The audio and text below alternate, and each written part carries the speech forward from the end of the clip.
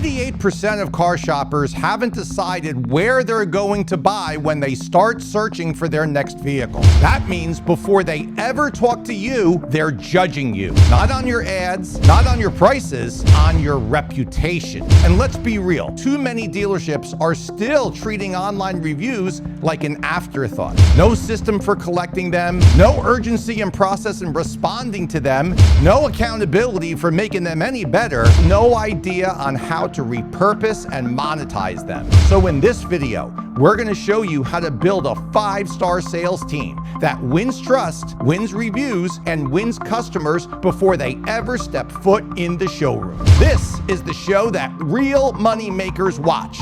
This is Follow the Money.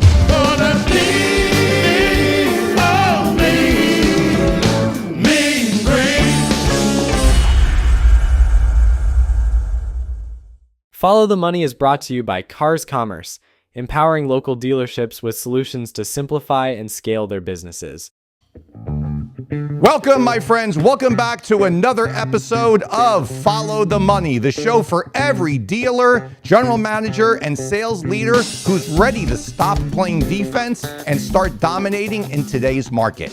I'm Frank J. Lopes, president of Strong 30 Automotive, where we bring together marketing, advertising, and sales training to help dealerships grow stronger in each and every day of the month. And today, I'm joined by someone who knows reputation isn't fluff. He knows it's the foundation of a winning dealership. Jake Wittler, Senior Director of Product Marketing at Cars Commerce. He's been helping dealers turn customer reviews into real sales results for over a decade. Now look, if you want to know how to create a culture where every team member takes ownership of the customer experience and why that translates directly into sales, well, my friends, let me tell you, you are in the right place. And let's bring him in right now. Jake, my friend, welcome. Welcome to Follow the Money. Frank, it has been too long, my friend. I am thrilled to be here on a podcast which your reputation precedes itself. There's no better place to be talking about reputation, the importance of it for your team than right here. So thanks for having me on today. Thank you, sir. Thank you. I'm so glad that you're here. We haven't seen each other since NADA a few years ago. And, you know, we Dallas, man, it's been a while. Yeah, since Dallas. Exactly. It's been a while, man. I miss you. And I know that you've got good stuff to bring to the audience today. So let's just start big. Let's start with the really, really big picture. Jake, why does reputation matter more than ever in 2025? And how does it directly drive sales? Because dealers have heard people talk about reputation. Oh, your online reputation is so important, blah, blah, blah. They've been hearing this for probably 10 years already. But why is it so important right now? Yeah, and you nailed that one element that hasn't changed in the open, right? Which is that the vast majority of shoppers, 88%, they haven't decided where they're going to buy yet. But you're asking, why is it more important now than ever? We've gone through a lot of economic ups and downs, and what has been the product of that? We've got a lot of shopper confusion. There are a lot of buying cycles that have slowed down a little bit. There's, for a lot of folks, fewer vehicles to start. But there's also this really interesting reality with car shopping where it's one of the few products where you actually expand your consideration set as you go through the process. You might have like 3 vehicles you lock in out of the gate. Your research brings you across all these other vehicles. So how do you narrow that back down? How do you really hone in on what you're looking for? It's got to go beyond just price, and it goes beyond the vehicle details. It starts to become about who you're going to buy from. Is it someone you can trust? Is it someone you know that you are going to get the right consultation on the next vehicle for you? That review process is more important than ever now because of all those factors, because of how shopping has changed, because all the benefits of online information, yeah, it's great, but it also can give you so much, almost too much in terms of considerations. And so it just comes down to the brass tacks of like, all right, I'm going to go in and I'm going to buy from a person. Do I trust that person? Do I think that person's going to get me to make the right decision? That's why it's so critical these days to have that strong reputation that tells that story for you before anyone ever comes in the door. You know, I agree with you 1000%, Jake. Even in my training, whenever I'm talking to salespeople, I'm always telling them, I was like, you do not understand, but you need to understand how important the connection and the relationship is between the salesperson and the customer. As soon as that shopper walks through the door of the dealership, bang, instantly the dealership changes. It transforms, right? It transforms from this dealership with this name and this reputation and this being, so to say, right? All it does is turn into a building where you can come in and buy a car and you don't have to stand in the rain, don't have to stand outside in the heat. And now there's an actual person in front of you. That person, the salesperson, then becomes the dealership. It's almost like they transform 100%. into the dealership itself. And you know as well as I do, the amount of information that is available to a shopper right now is more than it's ever been. All the old adages, and they're not even really that old, right? All the 10-year or so adages are all 100% true. The customer knows more than the salesperson does about the car. They know more. Sometimes they know more of the specs and the, and the stats and all this type of stuff. But they really don't know what to do with that information. That's where that relationship, where it instantly changes. You can't go up to a dealership, you can't go up to a building and ask the building questions and have it answer you. That's not going to happen. That's not the way that it works. So it becomes that person. So it is so dramatically important that, in my opinion, and I don't mean to steal the show from you, right? Because you're the guest here, but preach, man, preach. In my opinion, it is so dramatically important that the dealership has a rock solid reputation. And not only that, but each and every single salesperson can hold up that reputation and can make that reputation actually be true. But always true or truer in a good way. I've heard you say so many times, you've said like a 5-star team, that it's about more than just the reviews themselves, right? What is a true 5-star team culture? Like, what does that look like in the dealership on a day-to-day basis? I know it's a nice buzzword and everything, right? Oh, we have a 5-star team. What does that mean, and what does it actually look like? Yeah, let's break it down day of. I do want to build on one thing you said there, because you just laid it out so perfectly, and I want to give an analogy, right? Which is, I might go online to like research a video game console or something, right? And I walk into Best Buy. And I might work with a sales associate for 2 minutes. Maybe I just go right in, grab it, I check out. I don't spend more than 30 seconds with any individual. I walk into a dealership, that's 3 hours, man. That's 3 hours with someone. Not only that, you're talking about a $2 or $3 or $4 or $500 console, game console, as opposed to a $20, $30, $40, $50, $80, $100,000 vehicle. It's got to be different. Like it has to be different. And that's what makes our business so unique. It's so much more, as you laid it out. There are businesses that can operate where it's just the brand on the front of the store, right? You walk in, you walk out. A lot of places can operate like that.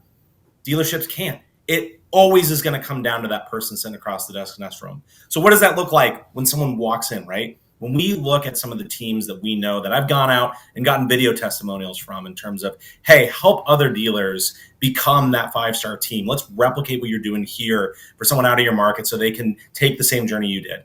There are so many ways that you have to weave in the importance of reputation and reviews into the day-to-day process. So someone walks in the door. Let's not even mess around from the beginning. Ask that shopper, hey, did you read any reviews before coming into us today? They're going to say yes. Average shopper is going to have 50, 60, 70 digital touch points before they come in the store. They came across reviews somewhere, right? Like that's it. They're going to have looked at the reputation of the store. And this is where you have the opportunity, before you get into any negotiations, any details about a vehicle, to tell them how much pride the store takes in the reputation.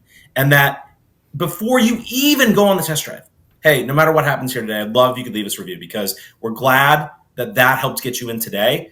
And that is something that we really pride ourselves on, and we'd love for you to review the experience. Not only does that start it right out of the gate, but what have you just done with that shopper? You've put them at ease. They know that they're no longer on defense. They're like, all right, this person actually expects me to go share this experience. They're going to make it a good experience. We don't need to hide from this. Everyone knows how to submit a review, but something that changes the dynamic of that entire trip into the store is just giving that up front and ask them about it. So you do that. And then what do you make sure is throughout that store? Tons of opportunities to make this easy for them. I'm talking table tents with QR codes.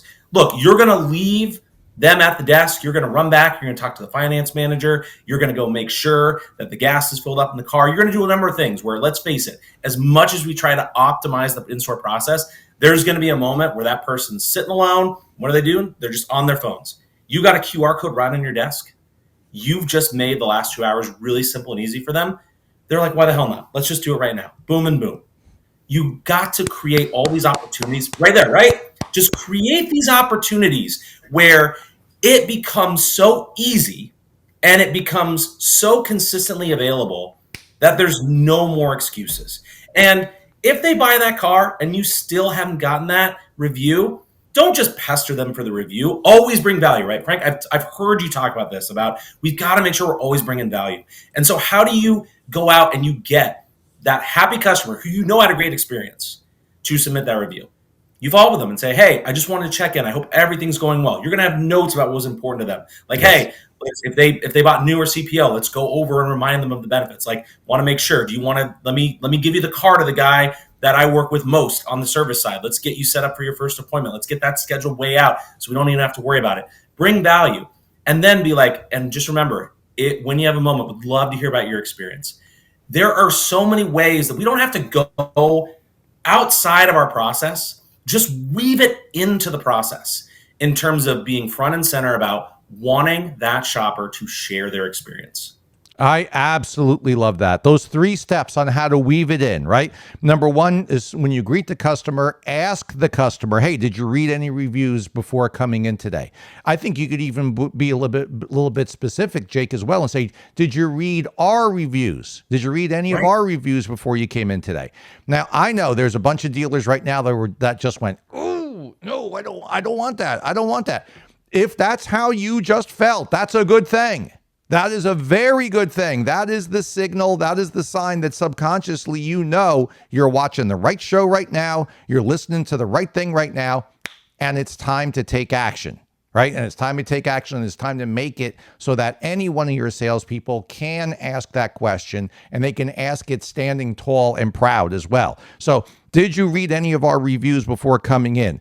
Number 2, make it easy. Make it really easy for the customer to leave a review. QR codes all over the place. QR codes on desk blotters, on stand-ups, everywhere that, a hang tag in the car, everywhere that you possibly can to get that customer to leave you a review. Make it easy for them. Don't make them go on and hunt and then leave the review for the wrong family Toyota dealership, right? They're doing it for Family Toyota in North Carolina instead of Family Toyota in Utah. Make it easy for them. And then 3rd, ask after while you're still bringing value. If you didn't get the review while the customer was in the showroom, ask afterwards, but don't just do like hey, give me a review, give me. Bring them some value first and everything, and make sure that you're giving first before you ask for something in return.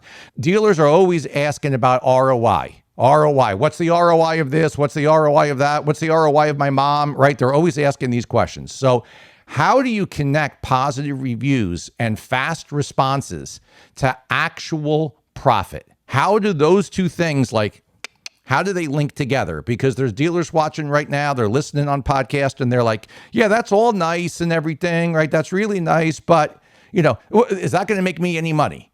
Will it make him any money, Jake? I'd say think of it from the lens of the shopper, right? Let's go on a marketplace. Let's look at 2 listings right next to each other. Same vehicle. They've filtered things down. There's a $300 price difference. But right below that $300 price difference, on one, you see a dealer who's got 4.9 stars, who's got 1,200 reviews. You click into that review, and you see 10 reviews from the past month alone. All people have been in there days before, talking about their positive experience. And that guy who's $300 cheaper, he's rocking a 3.5. His last review was 6 months ago. As a shopper, I'm going with the more expensive listing. I am. Because to me, everything that I need to know about that vehicle is right there in that dealership review. They are taking care of that car. They have priced it fairly. Everyone who's walked in the door before me has come out with a good experience. And yeah, look, I'm tempted. To save a little bit of money, but there's something that just doesn't feel right about that lower score. So I don't need everybody. Look, there is so much research. Everyone should go look everywhere about the impact of reputation. And there's so many studies that prove this value. But I think the easiest thing, if you're listening to this right now, just pop up on cars.com, search for some of your listings, look side by side. That review aspect helps. It really does. And when you think of it that way, that's your margin solution right there, Frank. That's how you get out of needing your business to survive on haggling down to the dollar and just getting people to go, you know what? Yeah, that seems fair. And I think that's fair because I've seen all the other people who've reviewed their experience here and have said you treated them well. To me, it just makes such common sense. I want to be clear. It's not a stupid reaction because what have we done as an industry? We've built millions of tools to get down to every iota of pricing data, right? We obsess over supply, demand. We're looking at this. We got basically a minority report style screen of every piece of pricing data to try to get that perfect. How many reports do you review every month at your store about your reputation? Yeah. Think about that for a second. If it's zero, something's amiss there.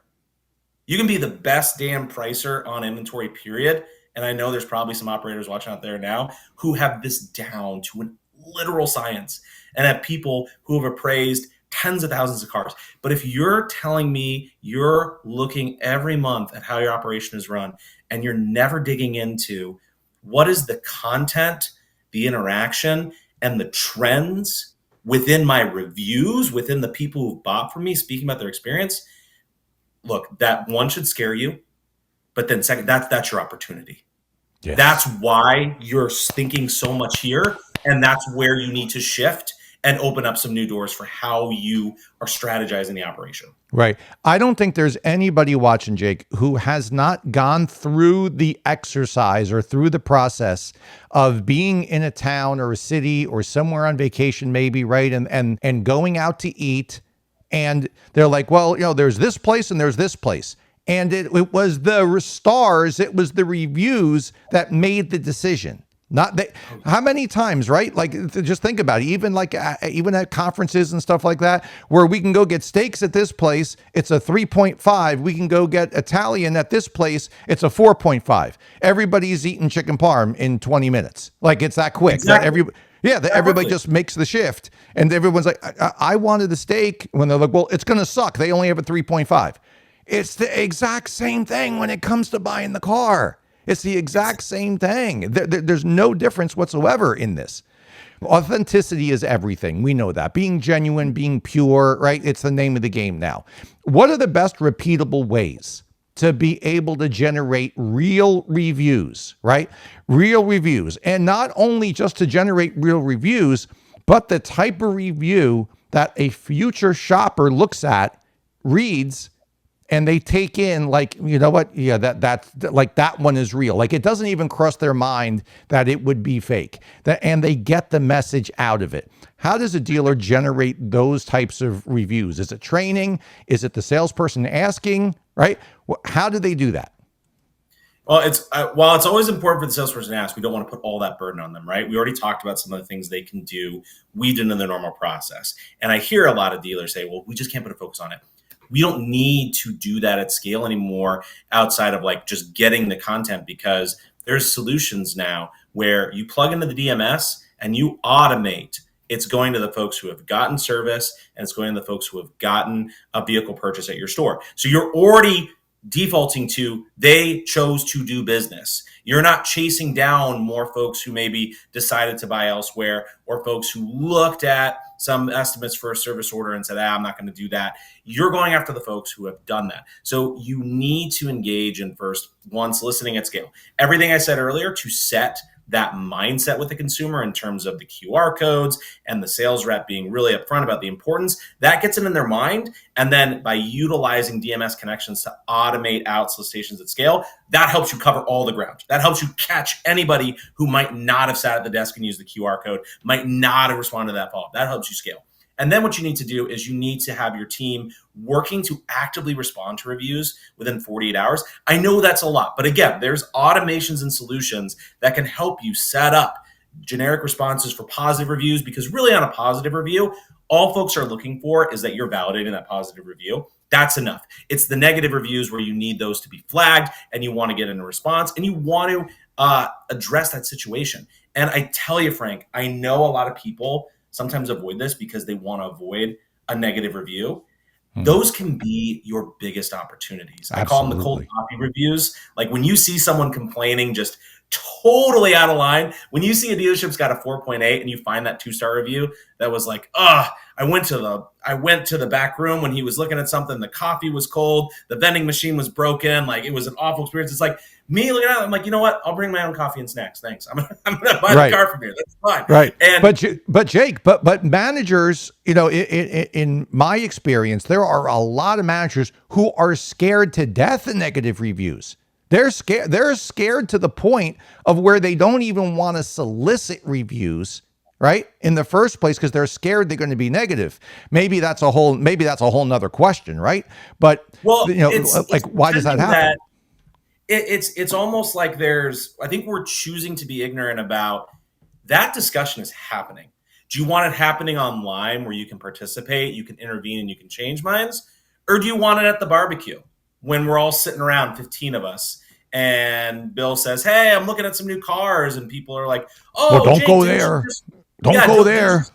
Don't go there. That's not online, but word of mouth spreads. You want what we have, what's a huge advantage to us in today's day and age is we can bring the positive of the word of mouth online and we can make sure we're directly countering the negative. I know at first it feels more like a sting to see that next to your name, to see that in review, but you don't get invited to the barbecue where 3 people decide never to go to your dealership. You do get to participate in the conversation where they are online, they are submitting that review, and you have an opportunity to come off as a caring, concerned operator who says, I am sorry you had that experience. Let us make it up to you. And we have so many things in our toolkit, right? Like, come in. I want to get you a free oil change. We're going to make this right. There are so many ways that we can rectify a situation. And if we're able to do that online, it's going to build the trust even further than some 5-star reviews. Because what's the fear in that consumer's mind? That they're going to have that type of experience. But if they see, even in the worst case, let's say I get a sales rep on a bad day or it's not working out, hey, that GM, they're going to step in. They're going to make sure whatever happens, I get the right experience or I figure things out. That's where I think we underestimate the power of these negative reviews. Yes. They can be just as important and powerful as 10 other 5 stars, and they validate the rest. You talked earlier about people saying, oh, that's fake, that's fake, that's fake. Yeah, maybe a 5.0 with nothing negative and all, they've got all the last name of the GM. Maybe it's like, oh, he just went around the Thanksgiving table and had everybody put in their reviews. You see those other reviews and you see the caring, concerned interaction from folks responding to those reviews, that validates the whole reputation overall. So let me ask you, Jake. So is there a magic formula to responding to a negative review? Is there an actual formula on how a dealer can respond to the negative review so that trust can be rebuilt, right? Or that it can actually show, hey, we're not perfect. We're going to make a mistake here and there, and we're going to side on the side of the customer 9 times out of 10, and we're going to do the right thing. How does a dealer put that message forward? How do they take the lemon of the negative review and turn it into lemonade for themselves? You kind of nailed the front end of it, which is like what you don't want is a classic fight in the comments, right? It's the acknowledgement that perception is reality, because I know that can be hard. Maybe your team did everything right. You guys did things by the book. A customer took things the wrong way. Something went awry. Something just was off. And now it has become an online discussion. But it's their reality, right? It's their reality. And so how do you make sure you take that situation and make it your store superpower? Engage them with caring and concern. You don't even have to admit that it was like a mistake you own. It just be like, express that you're sorry for the experience having happened for them.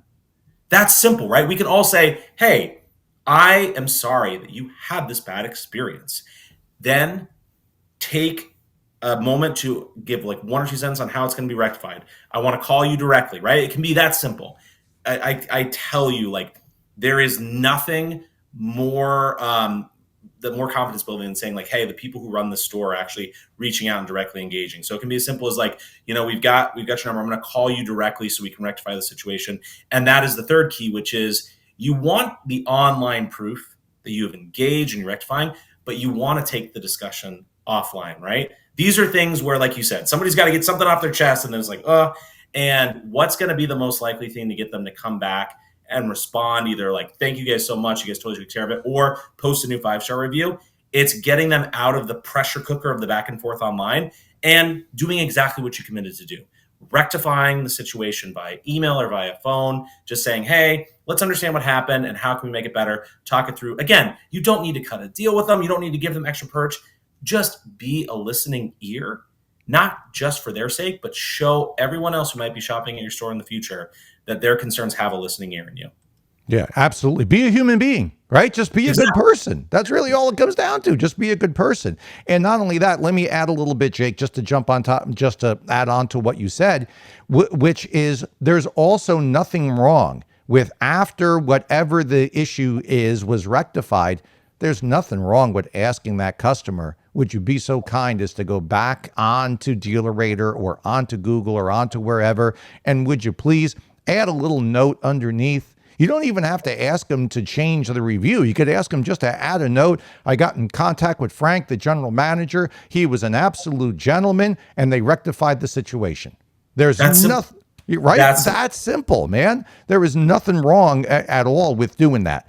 Jake, I know you're pressed for time, but I want to ask you two more questions. We should be able to fit those in before you have to go. Let's talk about the repurposing, so to say, of these reviews. How do we take a good experience that happened on a DealerRater or on a Google or on someplace, and how do we take that and stretch it out? How do we get it to like grow some legs and actually run, right? So where should dealers showcase their reviews so that they actually influence shoppers? Why does that even matter in the first place? Why is that even like a good idea? So where do you want these going? You want them everywhere. You want them on cars.com. You want them on Facebook. You want them on Google, DealerRater, all these spots. You want them everywhere because, like I said, there's so many digital touch points. You want to be found, and you want every point that you can where someone's researching content, figuring out what to buy. You want that reputation continuing to ping, ping, ping right in front of them. You also want this on your dealer website. You need to make sure you are pulling forward your reputation on your site. That last mile stop before they come into the physical lot, make sure you've got a page dedicated to reviews. Make sure you're showcasing all the positive stuff. And this is one where, you can set up a clean RSS feed that shows everything there, but you can cherry pick some of the best stories. You can control that environment in terms of what you're highlighting. So that's not just going to allow you to get found everywhere. And Frank, we could go on for 12 minutes about this next piece. So I'm just putting it out there, but it's probably for a different show. Let's acknowledge that AI search right now is changing everything. Yes. It's changing all the ways that people shop and research and do things. And look, I am by no means an expert yet. I'm trying. But here's what I know, and here's what I'm confident saying live here.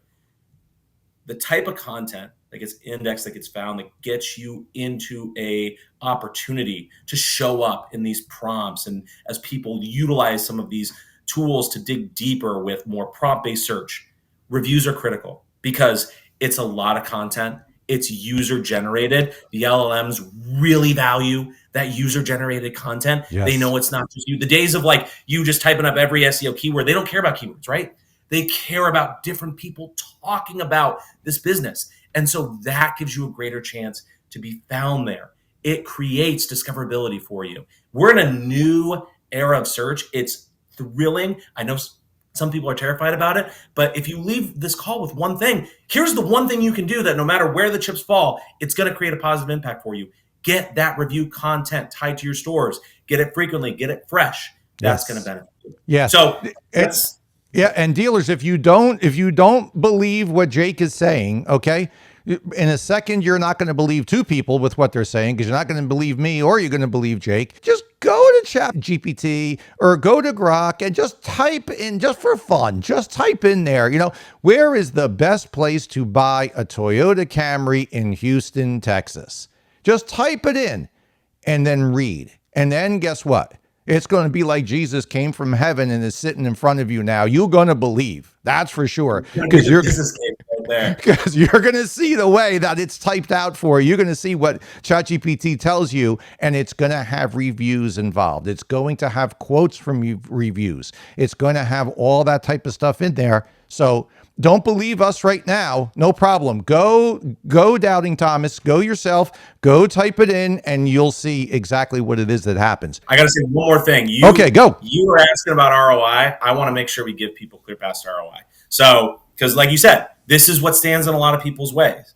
Reputation as something that they can really say it's worth putting a focus on. Where's the ROI? So we already talked about how putting that content everywhere gets you discovered, but you need to mine the insights from these reviews to make your dealership more profitable. You need to leverage what you're hearing from customers every single month. This is a literal customer survey you're doing regularly. And I know you don't have the time to pour through all those. But here's the deal. Here's what we bring to the table because we felt that this has been important for a long time. If you're a Cars.com customer, you may know this already, you may not. Already included in what we provide to you is an experience report. And we break down review content, not just in terms of stars and where you scored, but we look at all these subcategories: trade-ins, finance, service. We can give you a monthly assessment of what shoppers are saying about your store across all these areas. Let's be real, Frank, the service department and the sales department, it's almost crazy we're reviewing them on the same business, two totally different customer sets, two totally different experiences. We can help people with our experience report really understand what's going on there. And what does that do for you as a leadership team? It allows you to have a conversation about, okay, here are our strengths. Here's where we are above the other Toyota dealers in the market. Here's where we are above the market overall. And here's where we're below. So what are we going to do? Are we going to double down on our strength? Are we going to put some of these quotes and some of these clear customer call outs into our advertising? Are we going to get some coaching and training? Are we going to have Frank come in and help our folks with lead follow-up because we are getting complaints that people are sending in leads and they're never hearing back from us? You put the information out there to bring customers in, and then you also take the insights from that and you drive your business strategy. This is such a high ROI potential when you really dig into reputation. It's such an important point that dealers have to know. The ROI, it's another one of those things, right? Like, well, what's the ROI of reviews? Well, what's the ROI of your mom? What's the ROI of, right? Like, think about of your grandmother, of all the work, all the patience, all the nurturing, all the love that you got. How in the world? It's one of those non-measurable ROIs. And just because it cannot be turned into an actual hard number that goes on line 6903 on your statement does not mean that it's not worth it. It does not mean that there's not ROI in here. So let's wrap it up with this, Jake. A lot of dealers are going to hear this and they're going to say, okay, it sounds like the place for me to get like the best reviews, the juiciest reviews, the 5-star reviews with the name of the salesperson and all the accolades. It sounds like it's going to be from my salesperson actually asking the customer for the review. Here is the $1 million question for you, Jake. What does that ask sound like? Okay, number one. Number two, how do you keep them motivated to keep asking for the review, not just one of the times, not just when there's a review contest, right? But to ask for the review each and every single time. What are those two answers? How do they do that? Give them skin in the game. And I promise you, if you give them skin in the game, you're going to benefit from it too. And let's start with that. So what I mean by skin in the game, you open this by saying, they're not going to talk to the building when they show up. They're going to talk to the sales rep. That is so true. And we talked about how different that is for our industry than anything else because they're going to spend 3 to 4 hours. So make sure you're setting that sales rep up by letting them collect their own reviews. On Cars.com, we actually showcase individual salesperson reviews. They get to showcase the experience that they provide at the store. And here's why that's powerful. Frank, you know our industry has a challenge with retention, with retaining employees. How much growth at dealerships are held back because it just feels like a constant hamster wheel of churn. on sales staff. It's just hard to keep people. It's so hyper competitive. It's so cutthroat. It's hard to keep your people in. And think of how much you could do if you could just maintain that consistency, not go back to the hiring well, not go back to the training well. You let them brand themselves. You connect the store reviews to them. They can't take those, right? If they ever were to leave the store, they lose those reviews. But you give them that. Here's what it does. It embeds a culture of friendly competition while still prioritizing the customer. Now, I'm not just collecting reviews for the store. I'm collecting reviews for me, Jake, and I want to get more reviews than Frank because I want to show up even higher than Frank, and I want someone to come to me. I want someone to say, no, I want to work with Jake, right? Give them that skin in the game. And I know it can be nerve-wracking. I've talked with a lot of GMs. I've talked with a lot of folks who have literally looked me in the face and said, I get what you're saying, but it's such a change to process. It's such a change to the way we do things around here. I just don't feel. Here's the deal. You make this change. Your people get bought in. They feel empowered. Frank, I've been with Cars Commerce for 15 years, and there's a reason I stay. It's because I feel empowered. This is a universal truth of any job, of any career. Empower your people. Give them the tools to set their own success. How's a sales rep going to feel if they have, no say in the marketing budget? They have no say where leads are coming from. They're just on a round. They get what they get. They're going to work their butts off to make their commissions, but that doesn't feel super empowering, right? What's empowering is, hey, I have an ability to create a differentiation for myself. I can get these reviews connected to me. I can promote myself. I can put it on social. You're giving me the tools to make the most amount of money possible, to build the largest network. And then I'm going to be at this dealership for 20 years because I'm going to get these repeat customers. I'm going to have them referring them to my friends. It is about utilizing reputation as the way you get that buy-in. And all the benefits we talked about earlier, but the real accelerator, the way that I see the best stores do it, is they've got employees that have been on that sales floor for 5, 10, 15 years. They know they're empowered. They know they've been given the tools to do their job well, and that keeps them there. So if you're going out and you're trying to make this change and you're struggling with some of those aspects to get it over the fence, that's something you got to keep in mind and know that when you flip the framing to your reps as, hey, we're going to give you skin in the game. We're going to give you an ability to promote yourself.